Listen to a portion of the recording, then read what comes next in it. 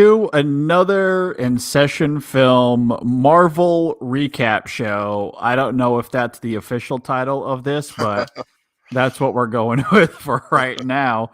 And we do this after each and every one of these Marvel shows. They drop Yeah. on Disney Plus. The great Richard Newby joins me in the aftermath to discuss it all. Richard, thanks once again for being here, my friend. Yeah, thanks for having me. I love doing these. Yeah, these are a lot of fun. Obviously, the latest is Moon Knight, starring the great Llewyn Davis himself, Oscar Isaac. Uh, this has been, and correct me if you feel differently, maybe the most polarizing of the Marvel Disney shows that come out so far. I think Uh, so. Yeah. or at least the reaction I feel like has been all over the place. Yeah. Uh, so let's jump into it, and maybe part of it is expectation Sure. Yeah. because most people, unlike a Captain America or Thor, we know those characters. Most of us, including myself, went into this show knowing very little about Mhm. Moon Knight, but we love Oscar Isaac. Yeah. We He's love great. Ethan Hawke. So like He's also you great. you Yeah. put these great artists together, and maybe that makes for this weird expectation of I don't know anything about this character, but I love the people involved. Mm. So I'm sort of expecting a lot, but I also don't know what to expect. At least that was kind of where I was coming from, perhaps a lot of other people as well. And maybe that rendered the reaction what it is. But as we get into that, let's go ahead and start with our initial thoughts as we do. So, Richard, what did you think about Moon Knight? Yeah. So, I guess to start, I'll say that I was pretty familiar with Yeah, Moon Knight. I'd done a lot of, well, reading we up love having before you the. here. Yeah, I'd done a lot of reading up long before, right when the show was announced. I'd done a bunch Yeah. of reading that I Hmm. continued up to the premiere of the show. Um, and I was really looking forward to it. I think a lot of people were expecting something more akin to Daredevil, the Netflix series, because I think that's or I Okay. guess I should Yeah. say the Disney Plus series now, um, Yeah. since Yeah. it's no longer on Netflix. But Uh, because a lot of those early comics are very much a New York City vigilante, um, that similar sort of take. yeah. And so I knew from the first trailer that it was going to be something different, um, from that. And I think overall I did enjoy it. I really felt the 6 episode uh runtime was a hindrance with this series, and I hadn't felt that Mm, with any of the other series. I felt that there were a lot of ideas and cool concepts and interesting characters that were introduced in the show, and I feel like a lot of it didn't really get enough time to breathe for hmm. me. I thought that the performances were great, especially Oscar Isaac and Ethan Hawke. I thought they did a great job, but in the end, I still felt like I didn't entirely know who their characters were Hmm. and what had led them to this point. Part of that I think is because the series starts, kind of in the middle of things. Like, Mark Spector has been Moon Knight for a while, Hmm. but we never really like go back. I mean, there's a flashback to him initially, finding the statue of Khonshu and becoming Moon Knight, but we have no idea really like how long he's been Moon Knight, what he's done as Hmm. Moon Knight to make him want to kind of like break away from this life. We find out that Ethan Hawke's character, Arthur Harrow, was the previous Moon Knight. Um, and then he got fed up with it and, turned to this other god, Amit.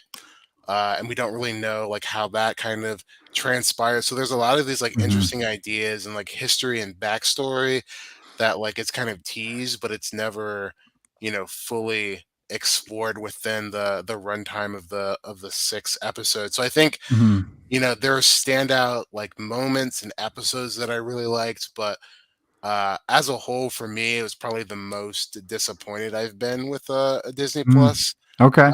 series, which is weird because like I think it has some of the best directed moments and some of the best acted moments. Mhm. But like as a cohesive narrative, it didn't fully work for me. And I think part of that is a lot of the series is pulling from Jeff Lemire and Greg Smallwood's run on Moon Knight, which really was like a deconstruction of the character. So in the comics, Mhm. like he'd always had these like multiple guises that he took on to kind of like work the street. So like Mark Spector used the money that he made as a mercenary to become this like art dealer, Stephen Grant. And then another identity Mhm. was a cab driver, Stephen Lockley, and he could kind of keep his nose to the ground. So these were aspects of the characters, and only later was it kind of uh, you know, started to say like, oh, originally the writers said like, oh, maybe he's schizophrenic, and then later they realized that wasn't the right kind of like psychological distinction. So then they Mhm. said he has dissociative identity disorder, and so like in Lemire's run when he did that and he did the whole asylum thing, has he actually been Moon Knight a superhero or is he a guy trapped in an asylum? That was really a deconstruction of the character to look at these pieces of him and his history and kind of allow the character to Yeah. coalesce Yeah. into something. But I feel like and I wrote about this in the article that I did for THR, that the series for me, it felt like a deconstruction coming ahead of an introduction. And so Mm. I never really felt that we got properly introduced to Moon Knight. Honestly, that's a really great way to put it, and I think you articulated perfectly there with that last sentence why I kind of really like the show a lot. Because there is something about that approach that feels ambitious and refreshing to me, Mm, whether it be these Disney Plus shows or the movies themselves. We've come accustomed to the narrative, tying into a certain formula or having a certain nature to it. And I do think you have to embrace that to enjoy these movies. mhm, Superhero movies, they tie into myth and legend and lore in these fascinating ways. But at the end of the day, it is about good overcoming evil mhm. in one way or another. Obviously, the journeys and all of that is very different, but you have to embrace that. That is the nature of it. Criticizing the formula, I think, is tired and honestly a little bit lazy. Yeah. Uh, so when I walk into these shows, as we all do, we at some point we know that's coming. Moon Knight somewhat counters that a little bit. Now, obviously, you do get some of the Moon Knight and the morality of the Mhm. character overcoming immorality by the end of it to a degree until Yeah. we get that last stinger, which we'll get Right. to. But what's interesting about Moon Knight to me is that we do kind of skip the introduction part of it. Now, I do agree with you, and I don't think that there is any good argument for the narrative structure of this series. It is messy. It is a very, Yeah. very messy series. There's no doubt about it. I think in terms of the objective craft of it or the storytelling of it, it is the most uneven of all of the shows. Mhm. And I would not argue against that. I think it's perfectly fair to criticize it. I understand why people don't like this show as much as the others. But there is something about the ambitious nature of it, the ambiguity of it, the idea that they don't care to explain any of that backstory that I Yeah. kind of love. Like the show expects you, or at least it wants you to just try to figure it out on your own. Now, does that work necessarily? I don't know. I don't think so. I don't think it wholly works Mhm. because there are gaps within the narrative, within characterization. What you're saying as far as Steven being in the military, him becoming Moon Knight. What did that actually look like? We get only one glimpse of it, Yeah. but it doesn't really tell us much about the character. And we spend what the first two episodes at least mostly with Steven, Yeah. right? Yeah. Yeah. Yep. And so as far as, as far as like which personality is actually embodying what we see on the outside, it is a little bit of a mystery box. Like, what in the world is going? And it's not until like episode 4 Yeah. we're starting like where everything is starting to come together a little bit. And Yeah. so narratively, it lacks polish for sure. But I do kind of love that it's a mystery box. I kind of love its ambition and that psychological teeter tottering that we get throughout the whole series and the ambiguity of it. Like, did what we see in the desert actually take place, or was it all in his head in that mental institution? Like, the show never really gives us an answer on that. It sort of does through visual cues, Hmm. and maybe Oscar Isaac's performance, but it doesn't flat out tell you this is what's happening here. And then you get that stinger at the end of the very last episode that takes that to a whole nother level as well. So there is something about this show that I just can't help but love. And part of it could be the performances as well. Like Ethan Hawke for me, like despite the writing of the show, and is the character maybe a little thinly veiled in terms of the script, maybe, but Hmm. Ethan Hawke I absolutely love in the show. And I do love that we get enough within the writing, but especially in the performance, that we understand that he was in the same position as Mark and Steven at one point, became so sick and tired of the nonsense, was able to escape, but because he knows of the nonsense involved, he wants to build a better world as a result of that experience. Hmm. Now, as is the case with all villains, is getting from A to Z always moral? Absolutely not. But it comes from an intriguing place.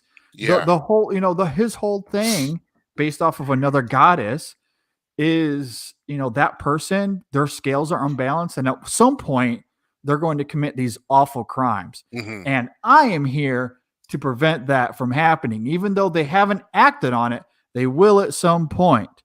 So there is something about the duality of the moral scale here, that Hmm. both sides are kind of after the same goal essentially. Yeah. But the question of should we wait for a person to act on it is fundamentally the difference. And there's something about that here that I like. Is it disjointed and uneven? Absolutely, I agree. But I don't know, I still find it kind of riveting. There are definitely some really compelling ideas in that. And I did like, the fact that Ethan Hawke's character, is essentially doing a whole, pre-crime Minority Report thing. Yeah, it very much is that. I don't know why I didn't think of that. We just talked about it on the podcast 2 weeks ago. And so, yeah, I thought that was really interesting. And he has this moment.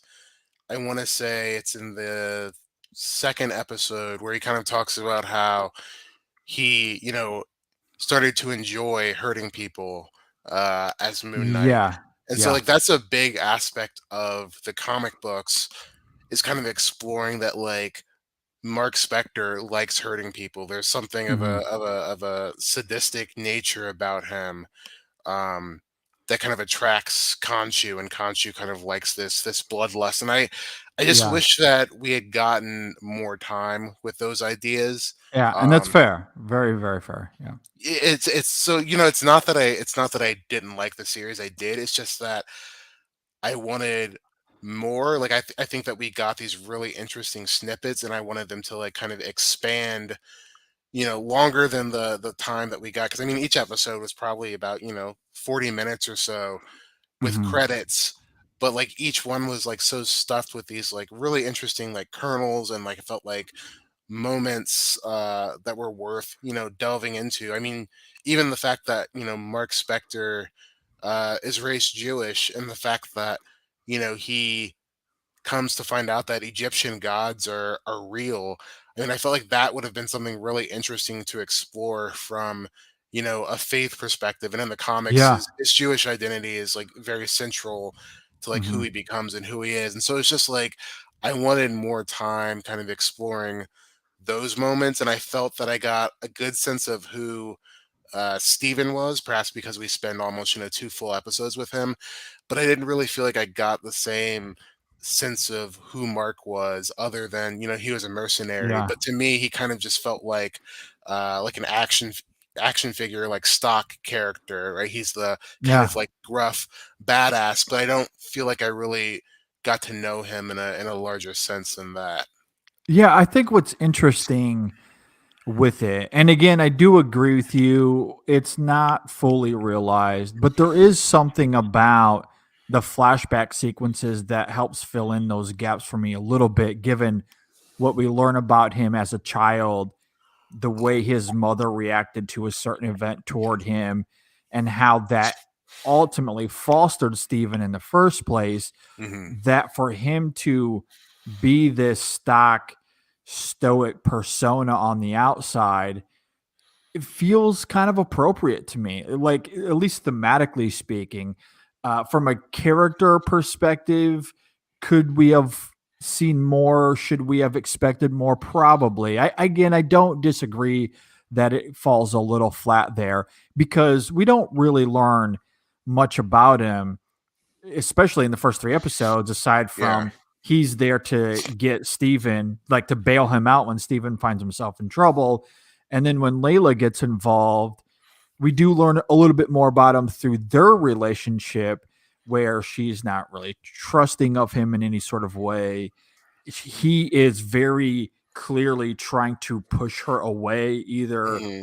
to save her from something that he knows, like he's carrying a secret that she doesn't want him to find out. And so he's trying to distance himself from her. And that tells us something about him, but I agree with you that on the exterior we don't really learn much about him aside from that until we get to those flashback sequences in episode 5, I believe that was. But I do think that backstory fills in at least some of the emotional context of that character, and certainly heightens the dynamic that we get between Mark and Steven throughout the Hmm. series as well, especially those last 2 episodes and some of the choices that Mark makes as a result of Steven. And maybe I'm being a little bit too kind to those last 2 episodes, because I just, there's something about that story specifically. Does it gel well with what came before it? Maybe not, but there is something about learning how Steven was created in the first place that is so intimately vital to Mark, Yeah. which kind of is a, like this interesting juxtaposition, because he carries this bravado on the exterior. He's this forceful warrior. Even in the Moon Knight cloak, like his is much more badass and Hmm. cool, where Stevens is a little bit more slick and goofy looking. Yeah. you know, but there that is actually very important to Mark. Hmm. It allows him to be a little bit more of himself and protect him from the rest of the world, emotionally speaking, anyway, because of what happened to him. And I find that fascinating. But I do agree with you. Ultimately, I did want more, which makes me wonder that either in the next season they'll dive further into this, or maybe it should have just been a more concise, incisively focused movie, like 2 hour Yeah. movie. Yeah. You know? I think that's the other thing that's kind of on my mind, because it's being billed as a limited series, and Oscar Isaac doesn't have a contract to do more, which is very like odd for a Mhm. Marvel project. That was like one of the stipulations of him like doing it in the first place, Yeah. was that he would see how it went and then decide if he wanted to do more, which I mean is cool if I felt like it was fully contain in terms of the story that I wanted to tell. But I Mhm. mean, I'm sure he'll be back, but still, it leaves so much in the air without like any real like conclusive sense of like where it's gonna go next, where he's gonna show up next. Like, Yeah. is he gonna get a season two, or is he just gonna be like a supporting player in some like other project? Because then still feel like I don't really have a great sense of like what Moon Knight is. Uh, Seriously, but I feel like that's the intent of the show. I mean, maybe I'm wrong, but it feels like this show was set out to be much more weird and ambiguous than anything that came before it. I mean, surely they could have or they should have expected the response to be a little middling mhm. just because of how outlandish and bizarre it is at times, right? Yeah. And I mean, like, I love those bizarre aspects, but I also felt like I needed something to like kind of ground it a little more in reality. Like, even if it was Oh, just like yeah. some more of those flashbacks or like Mark existing in the world, because we never see him interacting with the larger world. Like, we see him Mhm. standing outside of his mother's Shiva, and we see him interact with Layla, but like we have no sense of like who he was in the world, who he was in the military, you know, Yeah. I as a agree. mercenary. So I just feel very like uh kind of just very like ungrounded in terms of like Mhm. who the character is. And then even his relationship with Layla, and I loved May Calloway's performance. I thought that she was a really empathetic and fierce character, but like even Mark's relationship with her, like we don't know like how long they were married. I'm not really sure like why they got married because they don't really interact like a married couple. Uh, Yeah. there is this distance and tension between them. So, I'm not really sure of like what transpired beforehand, and that makes Yeah. everything seem kind of shaky, I think. Maybe the plan here is to Star Wars this in the sense that, that original Star Wars trilogy treated Palpatine and Darth Vader as characters that we were supposed to know. Like, there's Mhm. no context that describes who those characters are at all. And Yeah, then Lucas, years later, gives us that context with the prequel trilogy. yeah, Maybe that's the approach here. Maybe season two will be much more grounded, more flashbacks, more of that straight laced characterization to make sense of season one. So you kind of watch them in reverse order a little bit, yeah, where season two kind of builds everything up, and then you get all the weird ambiguity of season one, and it makes more sense in that regard. Maybe that's the yeah. approach going forward. I don't know. And I mean that's kind of what I was talking about in terms of the comic series that it's mostly pulling from. Jeff Lemire's comic is that there were 40 years of Moon Knight comics before he had this like deconstruction of it, where it's like, Hmm. is he just a guy in a mental hospital, or has he actually had all of these adventures? And so you have all of that context, going into it, and then Hmm. all of his supporting characters are kind of playing into it, and you're like, oh, are these also, mental patients? It recontextualizes what you've seen, you know, before. But with Yeah. this, it's very weird because it's using that as kind of it is using it as the starting point. Um, Yeah. and I think that there's a way to do it where it's not just Moon Knight being a kind of like Daredevil light, Batman like character. Like, I love Mhm. the fourth episode where he's in the tomb and the mummies and stuff. Like, I'd love to see him be that kind of a hero, almost more like an Indiana Jones type Yeah, adventurer. sure. Yeah, that And was I fun. think, That was a fun yeah, sequence. yeah, and I'd ground it in that way. I think I don't necessarily think it has to be the traditional, street level vigilante in New York or Mhm, Chicago, but I do feel like I needed, something more to kind of grasp onto in terms of like mhm. what Moon Knight is actually doing. How is this role, different from the work that he did as a Yeah, mercenary? Like, what's the issue that he has with this yeah. that's different from, him willingly deciding to be a mercenary? Khonshu, like he is manipulative, but I also feel like he's not like as much as an asshole as like the in the comics. I mean, he's like pretty terrifying, but like Yeah. he's a little more on the chill side in this Yeah. He's a overall. little So quirky at times even. yeah, yeah. Yeah. So I'm just I just I wonder if yeah, there's just a different kind of way to approach it. I don't think that Mhm. it has to follow the comic books exactly. That seemed to be a lot of the complaints, that people thought it strayed from the source material, which I don't really care about. I think that all of Mhm. these projects are straying from the source material in some way. Mhm. Um, but I just feel that if you're going to stray from it, then I think that the writers need to have like a full sense of who these characters are, where they exist in the world, and I felt like that was never entirely clear. Mhm. Even getting into to Layla's character at the end, and her becoming the Scarlet Scarab, Mhm. which is a very old comic book character. He was a a male character in the comics, and he was actually like started off as a villain. He Mhm. was in the like Axis group of heroes who fought against the invaders in Captain America.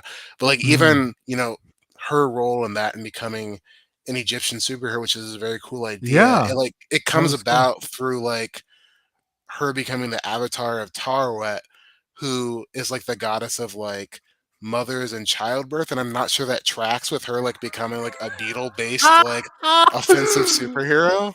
It is a little bit of a contrivance for sure. Yeah. I don't know, but given like the stakes of the moment, it kind of makes sense to me because Taro, the way that she interacts with Layla there is we really need to get Conchu out of this situation. So will you please just be my avatar for like a second so we can do this? So it kind of feels more like that than any sort of like intentional thematic reasoning Mm, or emotional reasoning. I mean, it really has nothing to do with any of that. It's more of a dramatic urgency thing than it is anything else. But to see her in the costume and doing the fighting, and you get that line there from one of the characters bringing attention to her being an Egyptian mhm. superhero. It is this powerful moment that Yeah. I do find quite, riveting. But, circling back to something you were saying in terms of the writing, bringing more groundedness into it, and even having like that Indiana Jones nature to it at times in at the end of episode 3 or beginning of 4, something along Yeah. those lines. And again, this, you know, like where things go at episode 4, just quintessentially uh goes to what I was saying in my opening thoughts as far as the show just not caring about conventionality at all. Because there's the moment, and I'll be vague here, but there's a moment where Mark gets shot. I'll Mm, just leave it at that. The edit from there, we go from Egypt to a hospital, and the show becomes something else completely different. Like it yeah. just becomes this whole new thing for like another 40 minutes, another 45 minutes. It's just all about the psychological teetering with Mark and Steven and potentially a third prospect in there as well.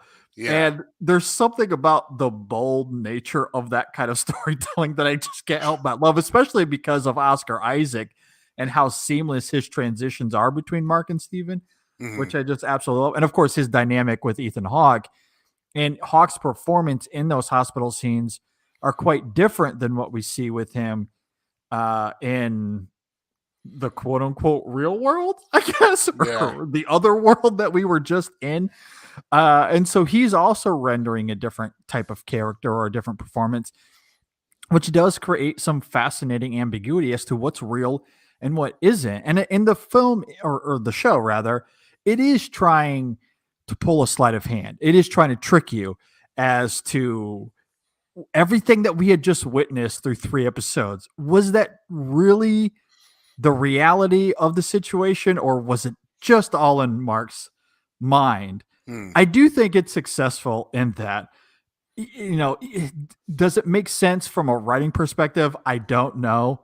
But there is something about that sleight of hand that also gives credence to why the writing would be a little bit uneven, because it's as if the show is very intentionally trying to make a mess of everything because that is Mark's life, if Hmm. that makes sense. Yeah. It's a tricky thing to pull off. I don't know if they do it, but I kind of love that that's what they're going for.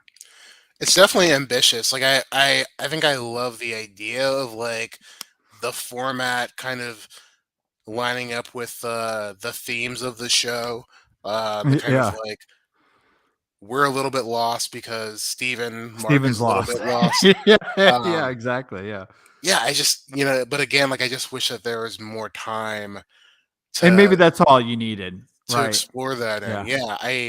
yeah, even because when we're in the mental hospital for like 2 episodes, I feel that other than like Oscar Isaac and Ethan Hawke, we kind of like lose track a little bit of like the larger picture. Like what's Mhm. Layla doing? What's Harrow doing? Like if these are kind of delusions. And I kind of wish that there was a little bit more back and forth, or at least that we saw, Layla more in the mental hospital, so at least they Yeah. have some relationship. So then I could, better believe that like what we've seen before is kind of this fantasy that he's conjured up, but like they Mhm. don't interact at all within the mental hospital. So then it makes it a little, more difficult for me to fully Mhm. believe that, this could actually be his reality. No, I think that's very fair. I do think some of the other elements, aside from Mark and Steven, and a little bit we get there with author as well, does get lost for sure. And like I said, I don't know if it all works, but it does in a way make sense to me, especially from Steven's perspective, who through the first 2.5 episodes, we had mostly seen it from his perspective, and Hmm. he had no clue who Mark was for a lot of it. So the fact that we don't get a lot of backstory on Mark kind of makes sense to me. Like in terms of like from a broader perspective, as you're talking about, I don't know if that works because we as the audience, while we are kind of following through all of this with Steven, we're not wholly in his shoes though, because the show does give us a little bit of Mark. We are introduced to Layla. Hmm. There's the whole lore aspect of it all as well, with Khonshu and these Egyptian gods that the show had been kind of filtering out. And so,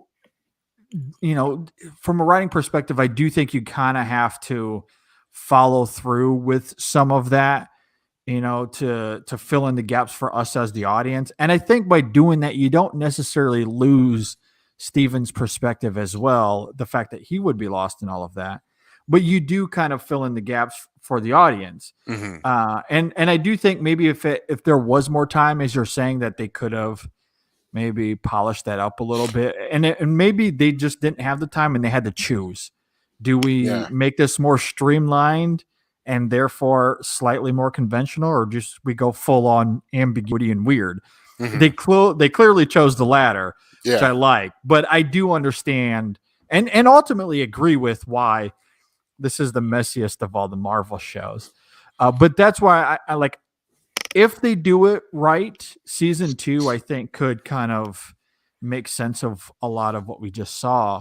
But, and earlier you were talking about how Oscar Isaac isn't technically signed on for season two, but given that final stinger, there has to be more, right? Because, and I Yeah. guess we can get into spoilers here for anyone who hasn't seen Moon Knight. I can't imagine you're listening to this anyway.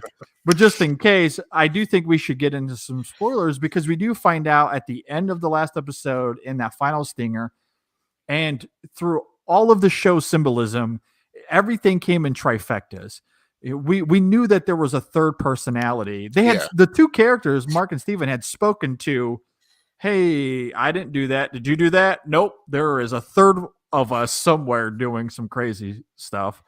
And then we finally meet Jake in that stinger, which goes to show that he's just this merciless assassin, and Yeah. and probably the persona that's really doing things for Khonshu more than Hmm. the other two. And that just completely flips the script. And, Yeah. and especially, and not just narratively with what we see there in that final scene as well, with him shooting Arthur, but the morality aspect of it as well, because Mark and Steven are ultimately, like we've seen with every other Marvel character, they're trying to be good Hmm. and overcome evil. And then here's that same person on the exterior in the final stinger doing the most immoral thing that is completely antithetical to the other two, which Yeah. is so fascinating to me. Yeah. I mean, I think that the Jake Lockley aspect is really interesting. In that, he is like the polar opposite of Steven, and Mark's kind of like Yeah. in the Yeah. middle. He's in this gray area. Yeah. Um, Yeah. Very much. and yeah, I'd be interested to see, what, his Moon Knight costume would be, like what his like kind of like techniques are, because I feel like it'd be something different. Yeah. I just, I felt that like as a mid credits thing without like the confirmation of like Moon Knight will return in season two, it just like left me wanting, because like Oh, yeah. Yeah. it just seems up in the air, and like I They think like can't leave it like that. Come on. yeah, I mean they've got to finish it up some way, but like Yeah. I think it's just like the fact of like kind of like not knowing, like I mean like Loki Yeah. ended on this Yeah. major cliffhanger, and it's like, well, Loki will be Yeah. back for season two, and it's like, all right, well, we'll figure this out, we'll see where it's going. But like, the just the lack of like the contractual obligation, which like it exists like outside of the show, but I still think it like kind of like impacted like how I saw the finale. Yeah. It's not, it is not like playing into the narrative, but like it's knowledge that we have that just like kind of makes the moment like a little bit odd, because it's like, all right, well, when are we gonna get this? Like, does Oscar Yeah. Isaac like want to do more? Like, is he gonna be like, nah, I feel like I've explored this enough? Like, what's the situation there? Well, it would not surprise me at all. Just one, watching the show, and for all the reasons we've talked about, it's the most weird, it's the most ambitious, and that in itself plays into the hands of what at least I, but probably you and many other people, think of Oscar Isaac and Ethan Hawke as artists. That for them to walk away with that type of cliffhanger and ambiguity and go, nope, we're gonna leave it like that, just from an artist perspective, would not surprise me at all if that's what they do. Like, we're done here, guys. Sorry, Yeah, we did what we wanted to, and we're out. Like, that's the thing, is that like I feel like both of those actors are very much like guys that like, I mean, they've even spoken about like they don't want to like do like a super, and I feel like that's why yeah, Moon Knight like really isn't a superhero show. yeah, Like, I mean, it has elements, but like I feel like it's not a superhero show. It's, a psychological character study. hmm, Um, but yeah, I just, I kind of yeah, feel that this isn't something where like we're gonna see like Arthur Harrow likes his Moon Knight show up in like, I don't know, some like yeah, Captain Marvel like sequel set in like the early 2000s, and like I feel like they're yeah, not like really actors who are going to like situate themselves within the larger MCU and these like kind of like cameo appearances and such. yeah. Um which like Well, on one hand I respect, but on the other hand it's like, well, I feel that there are these like crucial questions and like things that I want to see explored that I don't know if you guys yeah. are going to want to do. Yeah. Well, and here's the thing about or Moon Knight in particular, is that for both Marvel and Ethan Hawke and Oscar Isaac, I think they get to have their cake and eat it too by choosing this property, by choosing Moon Knight specifically, because it's not like, well, and I guess this can very much be the case for some of the other characters, but the power that they are embodying isn't from themselves. It's coming from something else entirely. It's coming from these Egyptian gods. Mhm. All they are avatars. So if Ethan Hawke and Oscar Isaac wanted to walk away, that would be an easy thing to fix. Like, all right, those they were my avatars, but now I've moved on, and now Khonshu chooses this person to be Moon Knight. And so you can create whatever the next Moon Knight thing is, whether it's a movie or TV series. And now this next person is Khonshu's avatar. Khonshu is the constant there, right? So Yeah. as long as you have that in place, you can move on. So if Oscar Isaac wants to be done, you can do that. And so by choosing Moon Knight, it really does give them the perfect outlet to go, okay, we wanted to create this specific thing. We Hmm. did that. If Oscar Isaac wants to come back, then great. And if not, we can move on and do that rather easily versus, some of these other characters where that would be, much more difficult Yeah. to do, if that makes sense. Yeah, for sure. Yeah. So I don't know, but I'm with you. Whatever the case is, moving forward, I do want them to explore this character going forward. And selfishly speaking, I want Oscar Isaac to come back because he's Oh one of yeah, my for favorites sure. working. Yeah, he's great. So and to explore Jake, especially how that's going to add a whole nother dynamic to all of Yeah. this as well, because he is the antithesis to Steven. Where did that come from? Yeah. We never really learn any of that. We know where Steven came from Mark, but Right. what the hell is Jake? Like, Yeah. what is that all about? How did that why was that not a factor when they were in the boat going through Right. purgatory or whatever that was? Right. Like I have questions as well Yeah. that I would love to see if that gets answered at all. All right. Well, I do have one more question I wanted to ask you before we get to that, though. Any final thoughts you have on Moon Knight before we wrap up that Um, no, specifically? I just think because like I'm such a like huge like MCU fan, and so it's like I think it's kind of like weird for me to be like so critical of a property like this, but I did Hmm. actually genuinely like it. It just Hmm. didn't completely satisfy me. Um, Understandable. Yeah, and so yeah, absolutely. I mean, it feels like that I have like a list of like grievances, but like overall, I definitely enjoyed it. It just didn't fully come together for me, but I do definitely want to see more. Yep, for sure. Completely with you on that. I know many people have pointed this out, but F. Murray Abraham voicing Conchu, and he did a great job with his vocal performance, but the inside Lewin Davis reconnection is wonderful because if you're a stan of that film like I am, there's the brilliant moment where Abraham's character in that movie just chastises Oscar Isaac's character, and Yeah, we get a lot of that again heartbreaking. in Moon Yeah, Knight. Yeah, so love to see that once again. And aside from the bold ambition of this series, for me, I think a lot of it just comes down to Hawk and Isaac's performances, which I think yeah, are absolutely terrific. So, yeah. I mean, for me, this is like if I was doing a ranking, this is probably my third favorite of Hmm. all of the Marvel shows.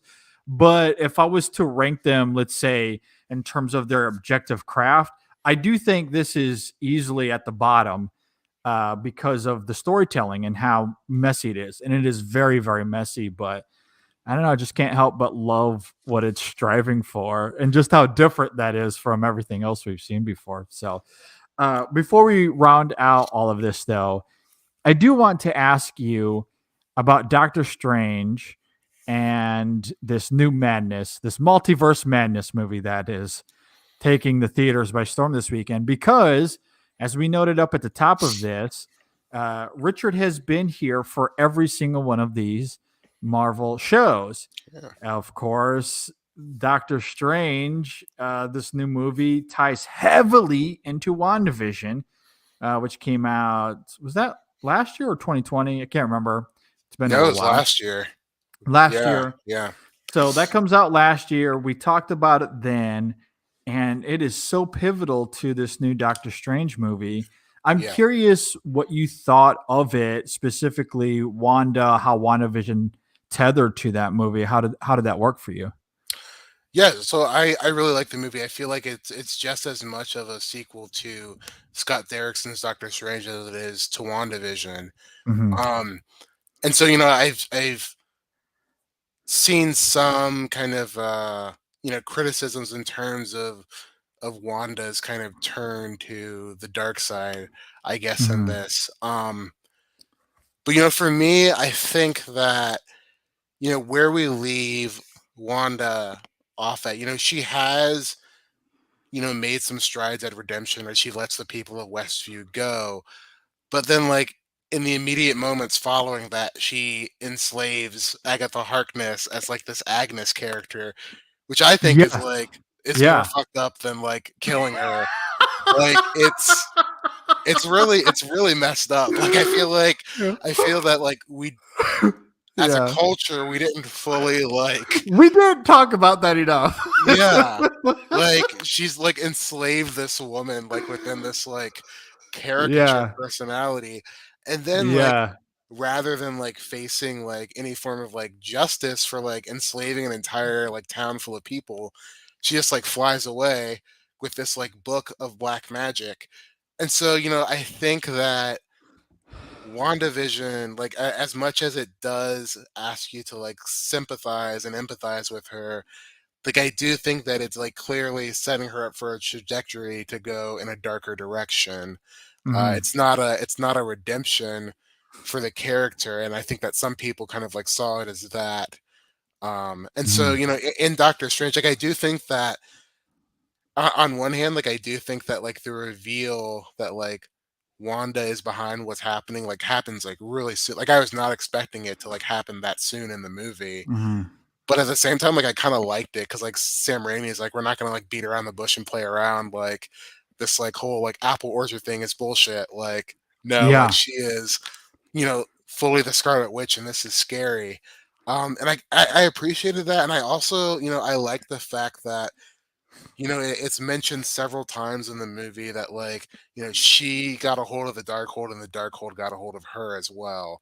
And Mhm. so it's not just like this sudden turn of like, Wanda the Avenger is now the villain. It's, she has been corrupted, and the feelings of grief that we saw her express in WandaVision are now like impacted by this black magic. Like before, in WandaVision, Mhm. it's her own magic, that she's using that she doesn't fully understand. But now she has control of it, and there's this like darker black magical influence that, Mhm. is really kind of Mhm. driving her insane. And I have a piece coming out on this over the weekend.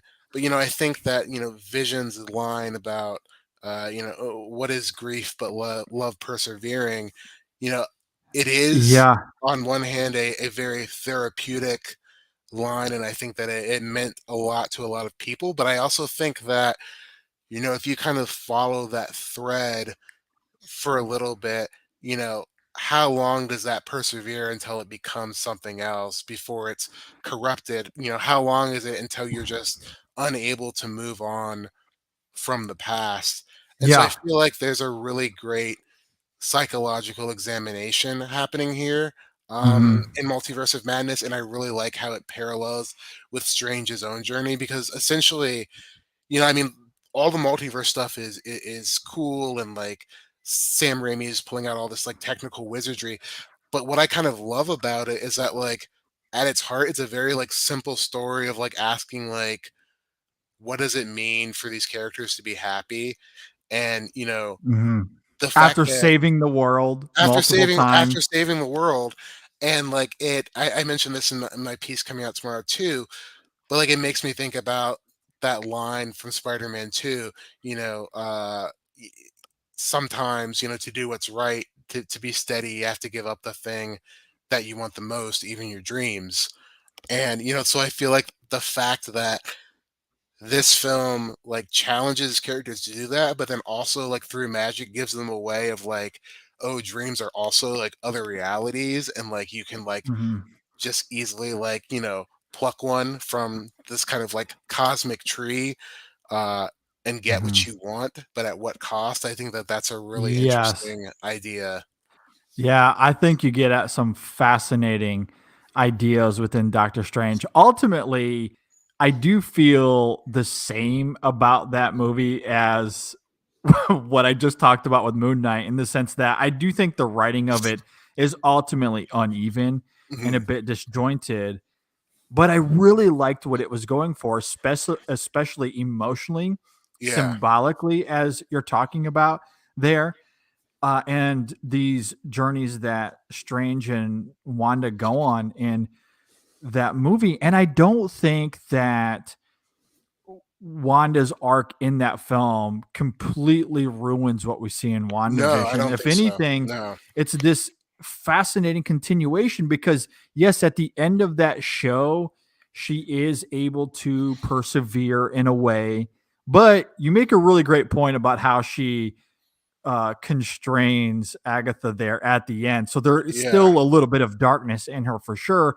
And then you get that tag at the final, that final stinger at the end of the last yeah, episode where she is with the Darkhold in the whole Scarlet Witch outfit, hearing her sons, and we know that she's desperate to find them. And what's so interesting about that journey in this film, I think about two things. One, you brought up that line from Vision about love persevering as it relates to grief, mhm, right? And that I do think has a play at here because we have seen Wanda kind of break through those walls into a much darker place. mhm, And, what does it say ultimately about grief, that when you're in it for so long and it strikes you so hard, especially when it comes to your children, yeah, and the desperation, the yearning for them, that you're willing to go to these really dark places, and sometimes it takes control of you, that even though maybe you're able to overcome some of it, but for some people it just takes them to the most dark of places, which was very much the case for Wanda, which is what I love about her arc in this film. But she's by far my favorite component of the film. oh yeah, for sure. And I think it's, I don't want to get into spoilers, but given where that character crystallizes, when you think about that emotional journey, the symbolic nature of that, this movie is quite dark in that regard.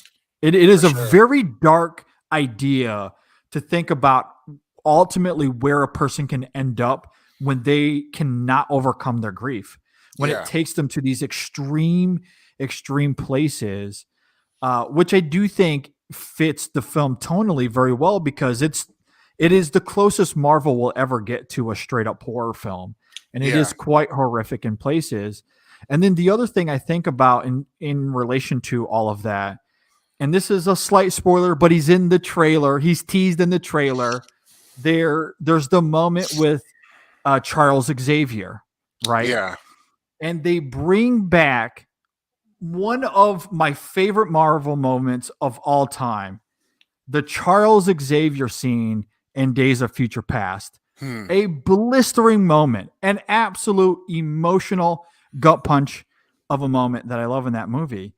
But in that scene, he tells young Charles Xavier, just because someone stumbles and falls, it doesn't mean they're lost forever. They repeat that line in yeah, this film. Now, when he says it, he's talking about Stephen Strange, right, yeah, talking about Doctor Strange. But you think about that for Wanda, well, yeah, sometimes people are lost forever. Like there's this fascinating duality with that line, that yeah, yes, for Steven, maybe he's not lost forever, but for Wanda, maybe. Maybe. And that's, I do think the film is intentionally creating a dichotomy for with sure. that line with those two characters, Wanda and Steven. And the other thing I'll say without getting heavily into spoilers is that I think that ultimately Steven sees a future, right? He sees beyond Mhm. the past, and he can see happiness and a way out. And I think that, America Chavez very much represents that. She is, you know, the future, like literally the embodiment of the Mhm. future, the future of magic, of his ability to be a mentor. But then you look at Wanda, and I mean, really, like if you track her whole, you know, arc of like losing her parents, losing her brother, losing her husband, losing her kids and her husband again. Like, I mean, like that is a It's heck of a lot to put on heart-wrenching. somebody. Yeah. Um, and so yeah, I don't think that like it's from left field to see kind of where she goes in this, and to see Mhm. her desperation. And I do think that like desperation and grief can be terrifying, and Oh, for sure. I like that the film, taps into that, because I feel like so often in these superhero movies, like that grief and desperation ultimately allows people to become something better. I mean, you even look at like Strange and like the loss of his hands, right? And he's devastated. He's full of grief Mhm. and rage, and he's terrible to Christine. Mhm. He's even an Mhm. asshole like at Carmitage at first, but Mhm. then he builds something, better from it. But, Wanda is kind of like, well, what if you don't? Like, what if you lose everything that's most important to you, Mhm. and, you know, you don't find an outlet to get better from it? You find an outlet that makes you worse for it. Yeah, absolutely. And I think those layers in this film are incredible. I think they're absolutely incredible. Even if the storytelling itself is a little bit jumbled and choppy, and I kind of wonder if some of that will fix itself on a rewatch because I've Mhm. only seen it the one time, and it's very Same. possible that some of it will come together for me more once I see it two or three different times. Because and what's interesting about the film, and you mentioned it earlier, is that it's called the Multiverse of Madness, and we're expecting all of these crazy things, and we're jumping from one multiverse to the next. And you are doing that a little bit, but it's surprisingly a simple story. Honestly, it's Yeah. it's actually there's not much to it in terms of plot. Yeah. Where its nuances come are really more emotionally speaking, and in terms of the symbolism that we're talking about here.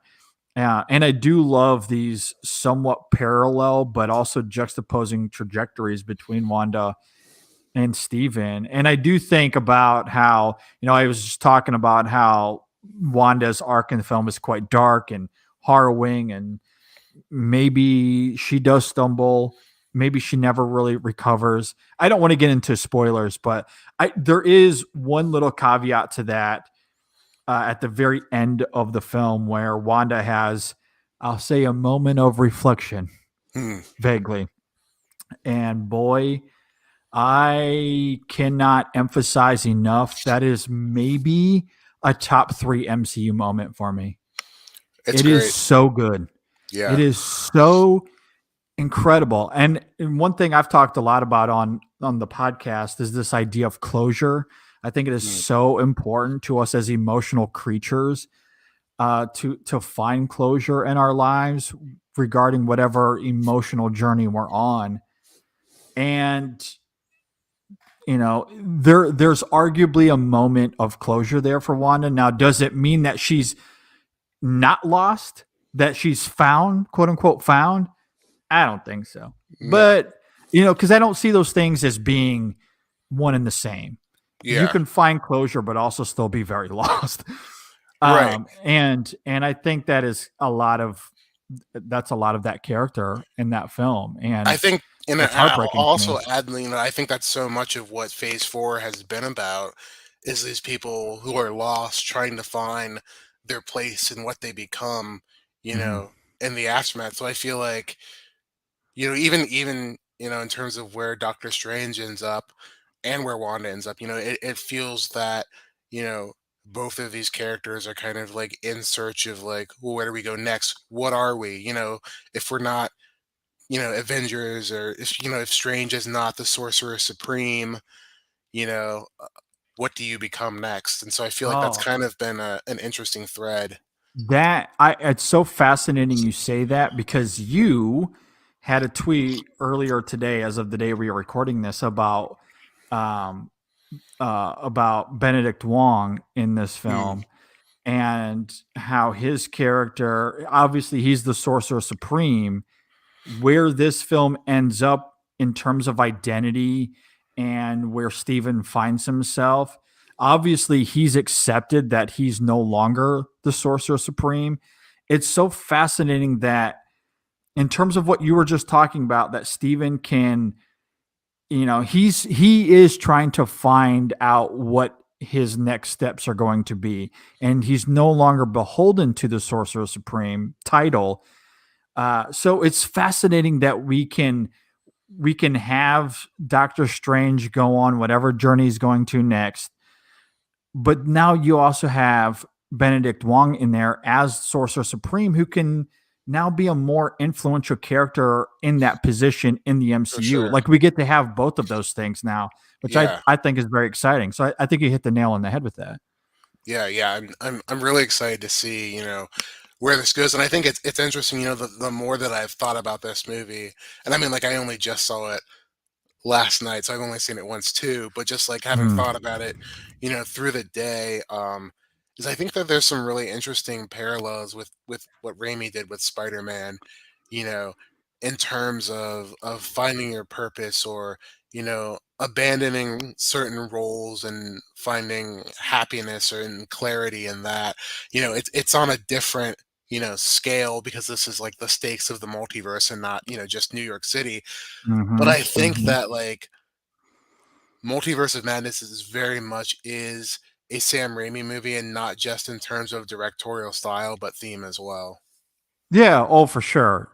Yeah, I haven't seen all of his movies, but in the movies I have seen, he's very much in tune with emotion and kind of that introspective journey, as much as he has with the external plot and the mechanics Yeah. of the world and how all of that functions as well. So, yeah, I mean, and that's ultimately what I love about Multiverse of Madness as well, even with all of its problems and its narrative, unevenness, which again could fix itself on a rewatch for me. But yeah, you very much have that Raimi DNA in the film that I love, and I think for me anyway, it tethers to WandaVision perfectly, and even that first Strange film, as you said as well. I'm becoming more and more fascinated with Stephen Strange and these kind of weird eccentricities of the character, and Yeah. what we've seen now, and somewhat with Moon Knight. I mean, I've never been hugely familiar with Doctor Strange. I know of him, Mhm. but never really read too much of the comics or anything. But yeah, I'm starting to become a much, much bigger fan of the character, and where things go next are only going to get more weird, and I For love that. sure. You bring Yeah. on the weird. Like, I can't wait for that. So, anyway, with all of that said, thanks, Richard, for being here, man. Pleasure to have you back on the show once again. Yeah, thank you for having me. This is always great fun.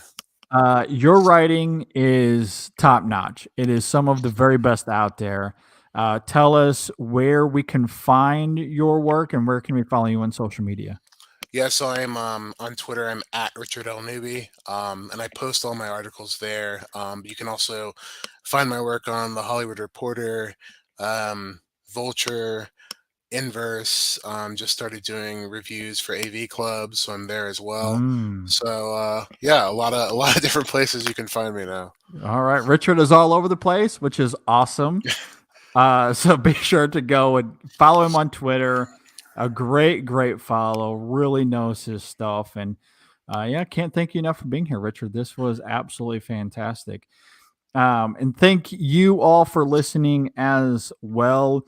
This is up on our YouTube page. We recorded this on YouTube. I imagine most of you are listening this though via the podcast.